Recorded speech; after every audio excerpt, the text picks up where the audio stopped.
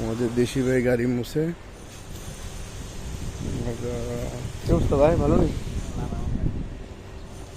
একটু সবজি, একটু ফ্রুটের জন্য যাচ্ছি, দেখি ফ্রুট পাওয়া যায় না। এখানে একটা পাইকারি দোকান আছে, মধ্যে ফল ফ্রুট এনে খাই, ভালো লাগে। বিদেশে বিদেশে যারা আছে তারা সস্তায় খাইতে পারে, আমাদের দেশে না, দাম বেশি, অনেক দাম। দেশে টাকার হিসাবে এই দেশে সস্তা, আমাদের দেশে আবার টাকার হিসেবে আমাদের দেশে অনেক দাম।